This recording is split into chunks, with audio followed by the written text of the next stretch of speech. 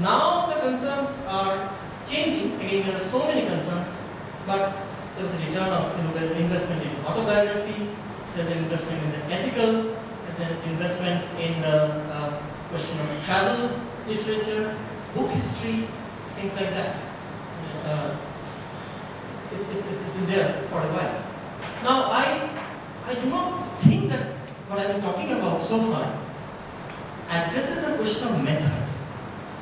Now, all these are shifts and changes of things as they move on and sometimes they come back. But when I use the word method, I do not mean problems of criticism. What I've been talking about so far are problems of criticism. When I use the word method, I also don't mean explanations. I mean something before that, some scaffolding on which humanities studies can work. Now, people can say that humanities studies per se is so baggy and so amorphous that you don't want to use the word method for this, unlike say social science. But we indulge in methods. Our research students in all universities around the world, DU is not an exception, we do methodological studies. But there's always been a debate what exactly constitutes method in humanities. There is no resolution for that. Now, as I say, I'm not talking about combing through contexts and histories for creative differences, but when I say method, in a conservative way, I'm trying to say whether there can be any norma. Now, when I use the word norma, I am aware that this normativity has been a dirty word, and rightly so, for various reasons. I don't mean it in prescriptive sense. I mean it. Others are already using certain kind of norma. What are we supposed to do at this point of time, from our vantage point of sitting in India or South Asia, some sort of springboard? Now we'll discuss whether that springboard is necessary or not. We may decide, no, it's not necessary. I'm saying this for one more reason, and I'll talk a little bit, 5 minutes, and then I'll hand it over to Satish. See, in the past few years, because of this humanities underground thing, I've had the occasion of traveling a little bit, almost as an interloper, as an outsider, and look at poetry, particularly poetry, in 2 languages, Bangla poetry and Hindi. The Bangla more, Hindi as more as an interloper. Now, I don't mean interloper in a naive sense, as I already say that there is no naive position. You already take a position as an academic, already thinking about, even as I look at these things. But what I can see is that, at the risk of broadly generalizing, I see that whatever is happening, whatever is vibrant, or I feel those things are vibrant, it is begging for theorization. It's begging for some sort of looking into things. Now, after Poco, nothing has happened. And these people are in a mea culpa mode, and the largely world wants to go back to, as I say, into these certainties. The world that I'm talking about is not necessarily about certainties. Now, when I say whatever is happening in this world, that I have a sense that the extant available tools that are with us in the humanities department may not be adequate to understand what is going around, at least in the Bangla and Hindi poetic scene. For one, the Bangla departments and the Hindi departments have almost an antagonistic relationship with whatever is happening outside, for various reasons. I'm not saying an English department can do that. I'm already saying the English department is very much, is trying to bring back a certain kind of conservatism. I'm not talking from a departmental point of view, but from a discipline's point of view. This is the whole point. But my sense is that the old binaries, the fights that are still going on between Marxist or post-colonial, committed literature or aesthetic literature, Chakravarty ki Pragati, city or country, print or image, high, low. these binaries may not work.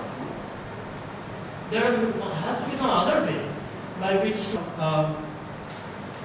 at least these two, which I have a sense of, because there is no movement. You see, one advantage that 20th century had, certain kind of progressive movement was connected often with something. When we use the word alternative, when we use the word outside, there was some sort of coming to it. That's not there. But that does not mean that we have reached, that's my sense, we have reached a post-ideological kind of state. I'm using this word advisedly here. As I said, I don't believe that there is possible to have any post-ideological. See, we always have a position. But the claim of formalism, claim of aesthetics, is to say that we should not be critical, we should not politicize. Therefore, arguing for a post-ideological textual, this word sensitivity is often being used. We should be sensitive, we should not be antagonistic. We have heard this word before. And Rabindranath and Goethe is being cited for sensitivity. And nothing against sensitivity. But the point is, we have to take cognizance of what this sensitivity means if we are to, usher this one.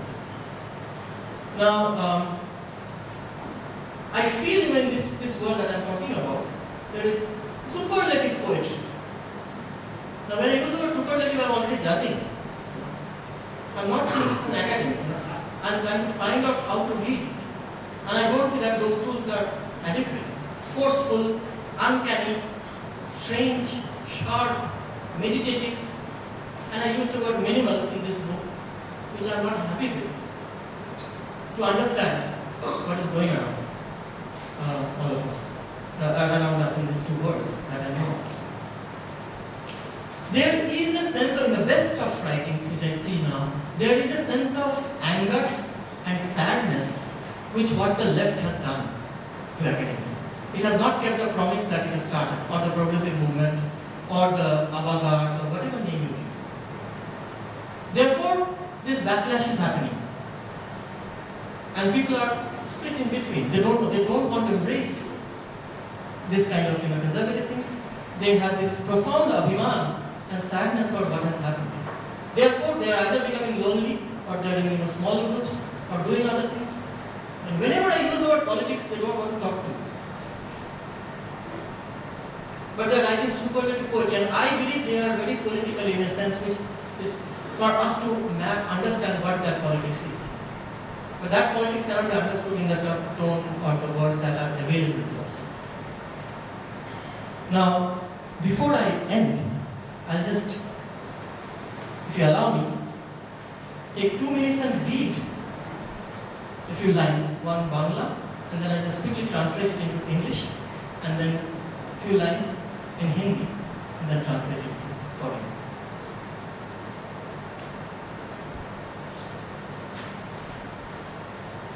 This is by one of the most powerful poets of Bengal now, Rana Chowdhury, who, as I said, I see these two twin traits, anger and sadness, in his writings. আমি তো জিততে চাইনি, জয়ী হতে চাইনি কোনোদিন, শুধু একসঙ্গে মুড়ি চানাচুর খেতে চেয়েছি, ওষুধ খেতে চেয়েছি, একসঙ্গে দীঘার বালিতে সমুদ্র গুনতে চেয়েছি। এই লড়াইটা যেন হাফ প্যান্ট পরে পার হতে পারি, এইটুকুই বলেছিলাম তোমাকে। তুমি বললে মনোবলের কথা, আন্তরিকতার কথা। আমি তোমার দেওয়া উপদেশ সঙ্গে নিয়ে সাঁকো পার হচ্ছি। আকাশের মেঘ দেখে মনে হয় এই সাঁকো চিরজীবী। এই সাঁকো ধার দেনা মেটায়। তুমি উপদেশ করবে, শুধু বৃষ্টির কথাই বলো। I did not want to win. Never did I wish to be a winner. Just wanted to sever Muri Chana Jogara with you and take my medicines. I wanted to count the sand particles on the shores of Digha Sea with you. This battle I wanted to tramp over in shorts. That is all that I had told you. You told me about mental strength, about empathy, about warmth. I cross my little bridge armed with your advice. As I see the clouds in the sky, I feel this our bridge is eternal. Is it? This bridge clears all debts, tallies every area. You are the advice worker. You can only talk about the rain. And then, the other one, a very young and powerful Hindi poet, Avinash Mishra, has written a recent poem called Pragalbha, the magniloquent. And it goes like this. तुम में बसना प्रचलित में बसना था, प्रचलित था पाखंड, प्रचलित था अहंकार, प्रचलित था द्वेष, प्रचलित था छल। तुमसे बचना प्रचलित से बचना था। To inhere in you was to inhere in what is. What is was dissemblance. What is was hauteur. What is was rancor. What is was deceit. To escape you was to escape from what is. Stop it. Satish. Thanks.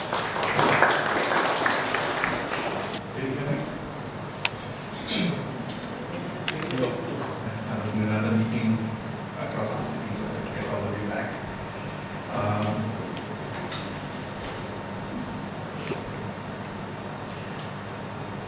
I had imagined this event as a sort of small festival, like a book release, where we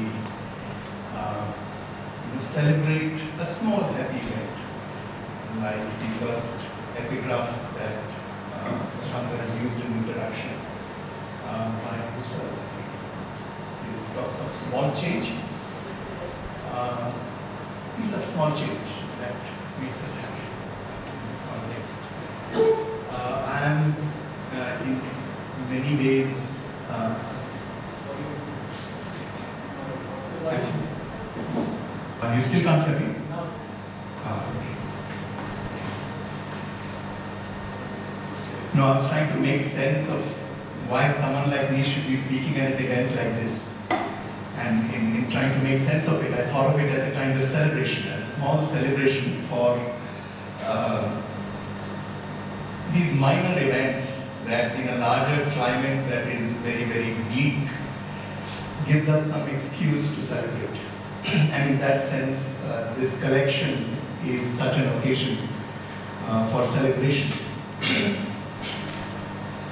But to be honest with you, the reason I'm here is to speak, to use this event and this book and this invitation as a sort of excuse, as a kind of excuse to speak about what is happening to all our universities, not just to us here in Delhi University, but across the globe, in terms of the relentless instrumentalization of higher education. So, in short, I'm here to speak in defense of useless knowledge. This is not a new defense. I mean, this argument for useless knowledge has come up again and again. And it is not as though higher education was always this, or even mainly this ethereal thing, independent of any worldly concerns. It has never been like that. Worldly concerns have always intruded on higher education. So the instrumental element is not alien or foreign or far away. But the way in which it is intruding and the way in which it has the university and institutions like this by the throat today is something new. And it is in this context that I think we need to defend the very idea of useless knowledge. This is a deliberately rhetorical way of putting it, obviously. What does useless mean, useless in what context, and so on. All of that we do have to talk about. Let me take three broad dimensions of this. First of all, let's take the utilitarian perspective at face value. Let us look at what vocationalization in reality means today to countless young people like yourselves in countless institutions, not very far from here. Accept everything, accept every claim that is made on behalf of the vocationalization of education. And then see what is actually happening in institutions that promise to teach you business administration, something called IT, and a whole host of other things that are meant to enhance employability.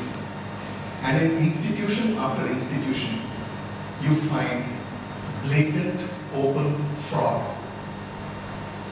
You're not being taught anything vocational.